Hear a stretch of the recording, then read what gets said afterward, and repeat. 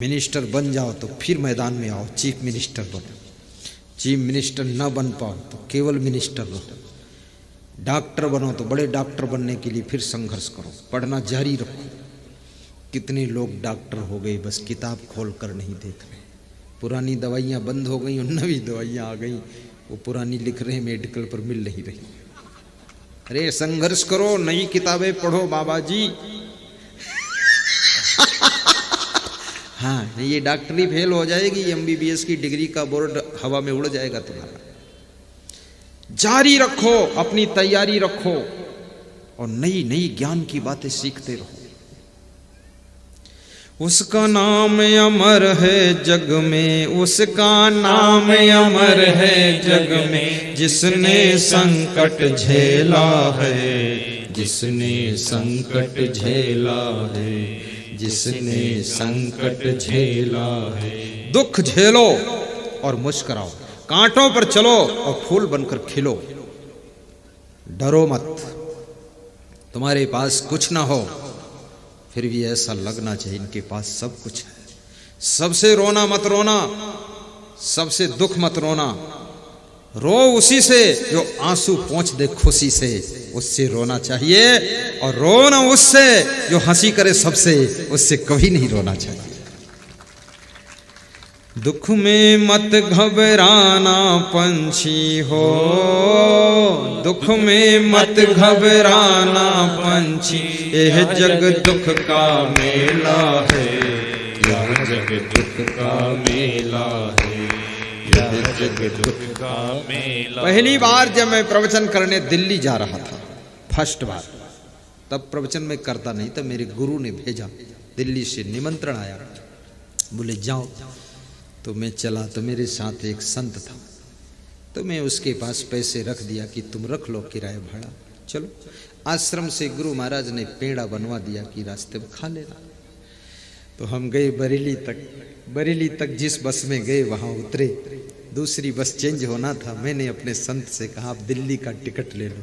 तो उसने जेब में हाथ डाला, तो बोले जेब तो कट गई गुरुदेव, पैसा सब चला गया। तो मैंने कहा पहला प्रवचन सफल हो गया। अब वो संत को पसीना छूटे, घबरा गया कि अब क्या करें। मैंने कहा कोई बात नहीं, आइए इधर। बस में बैठ चुके थे, उतर आओ, उतर चलो। उतर आए, दूसरी तरफ गए, अच्छी जगह थी, कुर्सी पर बैठकर हमने कहा डब्बा खोलो पेड़ा वाला और हाथ धो, पेड़ा खा लो, बस बात करो। वहां से वापस लौट आए शाम को। गुरुजी ने देखा तो कहा क्या हुआ, दिल्ली गए नहीं? तो हमने कहा सब कुछ हो गया, पूरा सफल प्रोग्राम। तो सब कहानी बताया। तो गुरुजी ने कहा कोई बात नहीं, पहला प्रवचन यही था, संकट आया तो तुम निराश नहीं हुए, लौट आए, ठीक है, अब फिर से पैसा लो, फिर जाओ। तो मैंने कहा गुरुदेव प्रोग्राम तो खत्म हो जाएगा जब तक पहुंचेंगे। तो बोले वहां देख के आ जाओ क्या हो रहा है। तो मैंने कहा रहने दो गुरुदेव। तो बोले ठीक है यहीं रहो, अच्छा कोई बात नहीं। तो गुरुदेव ने फिर शाम को कहा प्रवचन सुनाओ, यहीं शुरू करो। 5 श्रोता बैठे थे, उनमें प्रवचन शुरू करवाया। तो मैंने हंसते हंसते प्रवचन सुना दिया। गुरुदेव ने कहा बस ठीक है, सफल।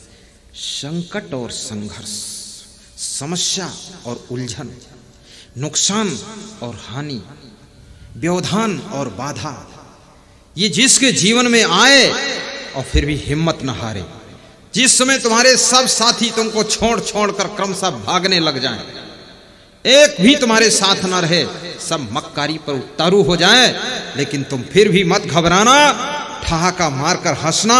अगर तुम्हारी हंसी खुशी तुम्हारे साथ में है तो एक दिन ना किसी चीज की कमी रहेगी और तुम फिर आगे बढ़ोगे। कई बार राजनीति में भी ऐसा हो जाता है, साथी छोड़ने लग जाते हैं। घबराना मत, कुछ छोड़ेंगे तो कुछ नए मिलेंगे, हंसते रहो।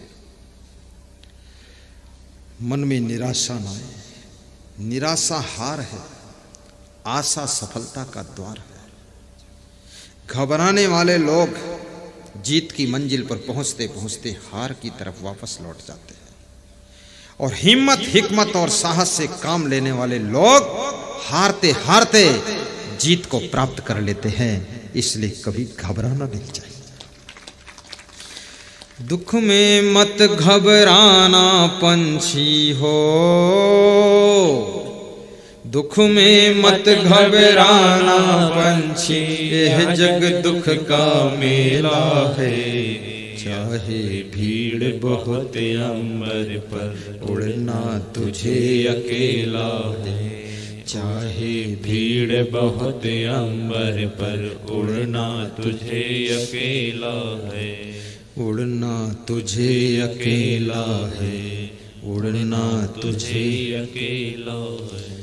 जब तक सूरज आसमान पर बढ़ता चल तू चलता चल। जब तक सूरज आसमान पर बढ़ता चल तू चलता चल। घिर जाएगा अंधकार जब बड़ा कठिन होगा पल पल। घिर जाएगा अंधकार जब बड़ा कठिन होगा पल पल। किसे पता क्या उड़ चलने का, किसे पता क्या उड़ चलने का। आ जाता कब बेला है, आ जाता कब बेला है। आ जाता कब बेला है, आ जाता कब बेला है। दुख में मत घबराना पंछी, साथ में गा सकते हो। दुख में मत घबराना पंछी, यह जग दुख का मेला है। यह जग दुख का मेला है, यह जग दुख का मेला है। चाहे भीड़ बहुत अंबर पर, उड़ना तुझे अकेला है। उड़ना तुझे अकेला है, उड़ना तुझे अकेला है। एक 80 साल का बूढ़ा अपने घर में बैठा हंस रहा था। तो मैंने पूछा, बाबा क्यों हंस रहे हो? बोले सब फाइनल हो गया है। तो हमने कहा क्या फाइनल हो गया? बोले 4 बेटे थे, वो सब अलग अलग हो गए। चारों बहुएं उनके साथ चली गई। तो हमने कहा और? बोले और मेरी डोकरी थी वो भी आज अलग हो गई। बस अकेला बचा हूं। तो मैंने कहा माता पिता? बोले वो परलोक चले गए, वो भी अलग हो गए। दादा दादी सब परलोक चले गए। आज अब डोकरी जिसका सहारा मानकर विवाह किया था वो भी आज मुझसे अलग हुई है। वो उस घर में है, मैं इस घर में हूँ, और दोनों का बातचीत भी बंद हो गया है। तो मैंने कहा बुलाओ डोकरी को। बोले मत बुलाओ गुरुदेव, बड़े भाग्य से आज छुटकारा मिला है। क्या हाल है लोगों का। सब छूट गए। बोले एक दिन वो था, मेरी फैमिली में 20 मेंबर थे, चहल पहल थी गुरुदेव, आंगन में बच्चे खेलते थे, नाती पोता, अच्छा लगता था।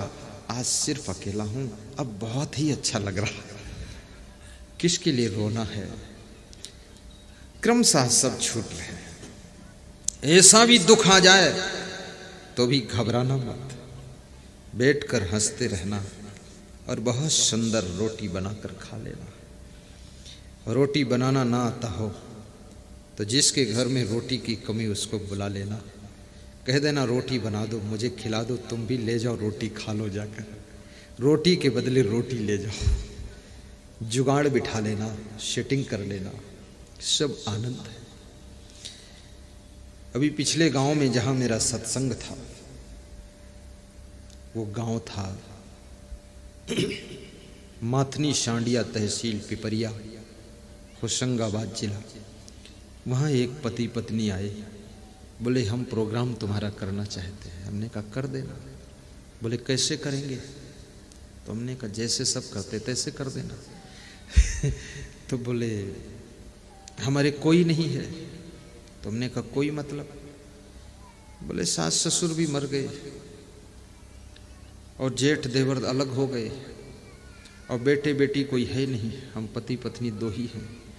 तो मैंने कहा जिसके कोई नहीं होते उसके गुरुवर होते हैं, जब कोई नहीं काम आते तो गुरुवर काम आते हैं, गुरुवर काम आते हैं। करो प्रोग्राम। बोले मिल जाएगा। हमने कहा जरूर। तो उनकी वाइफ ने कहा कि मैं आपके प्रोग्राम को बेटा मान लूंगी, धर्म ही मेरा पुत्र है, तो धार्मिक काम में धन लगा देंगे, हम अकेले कर देंगे।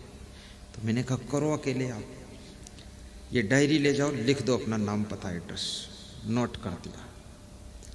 भाइयों और बहनों, अगर आपके कोई बेटा भी नहीं है, बेटी भी नहीं है, सिर्फ पति पत्नी हो, तो बैठ करके टीवी खोल करके प्रवचन सुनना, खूब सुनना। पेन ड्राइव ले जाना यहाँ दुकान से, उसमें 150 घंटे का प्रवचन है मेरा, लगा देना, छक के सुनना, नींद आए तो सो जाना, फिर उठना, फिर सुनना, और बहुत सुंदर भोजन बनाकर खाना, और दोनों सखा और सहेली की तरह रहना, पति पत्नी दोस्त की तरह रहना। और ये समझ लेना, धर्म तुम्हारा पुत्र है, भक्ति तुम्हारी पुत्री है, शांति तुम्हारे घर की शोभा है। बस खुश रहना, कोई चिंता न करना। और किसी आशीर्वाद से पुत्र हो जाए तो समझना ये कृष्ण कन्हैया मेरे घर में आया है, उसको भी प्रेम से संभाल लेना और उसकी सेवा कर देना।